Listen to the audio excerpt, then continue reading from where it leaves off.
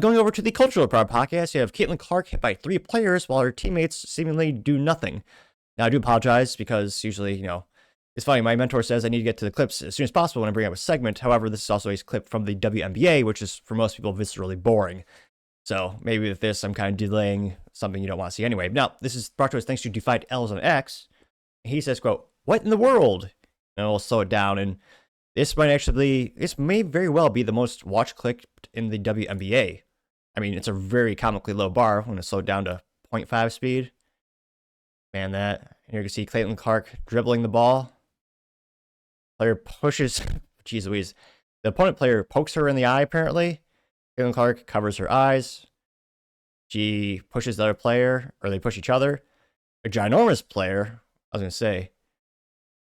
I can only guess how much testosterone that other gal's on. Starts going up to Caitlin Clark to yell at her. And then the third player of the opponent team knocks Caitlin Clark down onto the pavement. Or not the pavement, the wooden playing field. Whatever you call that in the basketball. Sports balls, I know very little of. That wasn't even grammatically correct, but I went for it nevertheless. And yeah, Caitlin Clark teammates now appear, but it was almost as if they were absent or on vacation. In all honesty, they may have forgotten to show up since very few people actually watch this. I'm astonished there's more than 3 people in the audience. I don't know if this is a prisoner exchange thing, where instead of, serving 5 years in prison, you'd knock off a year if you just went to a WNBA game. That'd be a tall order of magnitude of pain. I'm not sure how many prisoners would take that option. I'm just brainstorming, how are there so many people in the stands? I think that's a pretty sound theory. Now, this went pretty viral since Caitlin Clark is pretty much the only reason people watch the WNBA. Now, this got 12.7 million views as well as 67,000 likes. Now, one of the first comments comes to us thanks to Joey FAFO. Says, quote, "Caitlin's own teammates don't even have her back," getting 4.7 thousand likes. True. Brett Castile says, quote, "Caitlin needs some teammates that will stand up for her or this will continue. They need to enforce #Indiana Fever, protect your players," getting 10,000 likes, which I can't but think a lot of the players are jealous from her because, again, no one cared about, no one watched the WNBA prior to Caitlin Clark. Thanks to her, they basically doubled the amount of people who watched from 3 to 6 people. By percentage, that's huge. Still not profitable. Still lost 50. The WNBA still lost like $50+ million last year. But still. AGR says, quote, "It's hard to watch. It's assault, and the WNBA is liable for allowing this to go on. Shame on them." Gained 7.6 thousand likes. I mean, you say that, but legally speaking, I'm pretty sure the amount of waivers that players sign is probably akin to the thickness of a classic dictionary or perhaps a Encyclopedia Britannica, which is to say quite long and extensive. I'm pretty sure they will have no liability. You also have Sticks saying, quote, these women are dumb. They finally get someone who brings eyeballs to their lame game, and they resent her. Why? In 7.2 thousand likes, and I would guess jealousy. That got 253 likes, or comments, sorry. The top responder comes from Lee Patakar, the Canadian flag, weird. Says, "Female mentality, tear down anyone who outshines them." It got 596 likes. DJ Grom says, "Crabs in a bucket. Women are women's worst enemies," getting 94 likes. Quanta Solus says, quote, "Jealousy, 90 likes." Chivok says, as Al Bundy says, oh, Al Bundy, that's a classic. Oh, I'm trying Al Bundy's accent. "Oh, come on, Peg. Don't try to understand women. Women understand women. They hate each other." Getting 260 likes. Not me, but, that specific comment. But you can also like this video. Going back to the main comment section, Mr. Barnes says, quote, "And those are those that claim and there are those who claim that if women were in charge, they would have no wars." Getting 2.9 thousand likes. Oh no, there'd probably be exponentially more wars. Vincent says, quote, "Indiana needs to put absolute enforcers on the roster. It is a disgrace that they let these talentless lesbians beat the hell out of this once-in-a-generation talent. Despite the NBA backing the WNBA, still loses $50 million a year. She is the only route to making the WNBA relevant," getting 5.2 thousand likes. Yeah, talk about a lost leader, a sunken cost fallacy.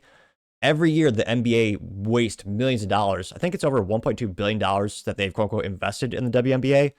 I'm not sure if that's just a decrease of tax liability. It just makes the NBA look even less profitable. But granted, the NBA actually does make money. That just decreases your profitability per year, which would decrease your tax bracket potentially, depending on how they structure their business. But yeah, they waste a lot of money on the WNBA for all 13 people to enjoy and watch. You also have Greg Scott says, quote, "No, I didn't jam my fingers in her eyeballs on purpose." He says all 3 women who ganged up on her should be suspended for the season, getting 9.9 thousand likes. Historically speaking, those gals are pretty good at dodging accountability. It's one of their top talents, so probably not.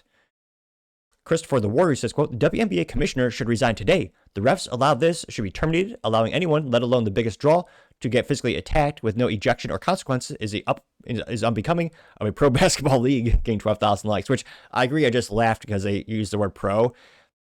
And again, this is not pro sports. And I would argue in any sense of the imagination. I mean, based on how many people watch it or rather don't and how much money it just loses. Let's see here. Now, the Immortal says, finally, a teammate got Caitlin Clark's back after the assault she's taken tonight. She says, hashtag Sophie Cunningham, you are a G, which, now I know 3 WNBA players, so hopefully I forget that by tonight. I have so much memory, you don't want to memorize useless junk. This is 15 seconds long.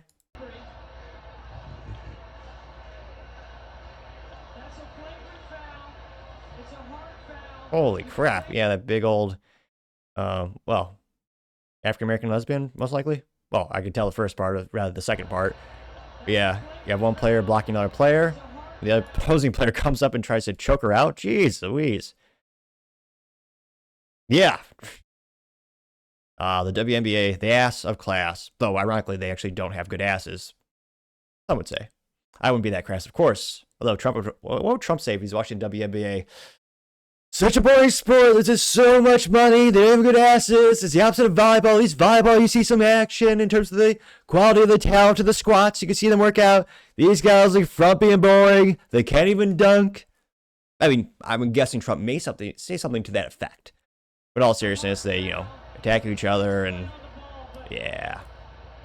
Which, I mean, at least that's moderately entertaining, which is, again, a low bar for the WNBA. And that's saying something. But yeah, Caitlin Clark continues to be the only one that really draws any eyeballs. And again, statistically speaking, she's dramatically ramped up tickets, especially for her team, which is especially impressive. But yeah, I doubt any of these gals will actually be suspended or face any consequences. The real question is, culturally speaking, will the United States ever actually watch the WNBA to the point where it is financially viable as a business, where it actually doesn't bleed money every year? Again, this is also with sponsors wasting money by giving these guys sponsorships, which I cannot believe. They probably lose money on that as well. It's a lot of charity. But maybe it's good punishment. Like if someone loses a bet, I could see a guy going to the WNBA game to watch. But again, that's a small number of prospective clients. It's losing. I mean, it's technically moving in the right direction. It's possible they'll break even in my lifetime. But I mean, again, in terms of like, what would I do in my spare time, which with what little spare time I have, I mean, unless I did it ironically or like as a joke, I would never go to WNBA game. You don't pay for one. I wouldn't even pay for a ticket. But let me know in the comments because, as always, be fascinated to hear what you have to say. Thank you, everyone, for taking the time to tune in today. Again, try to get to 6,000 subscribers by the end of the month. So if you click that button, I greatly appreciate it. Also, give me a thumbs up, thumbs down, or comment. It's a great way to give me some additional feedback, letting me know how I can make the show better and better. Lastly, don't forget to take time to tell your family, tell your friends, tell your coworkers, heck, tell your enemies, tell anyone and everyone. Just stay safe, fight the good fight.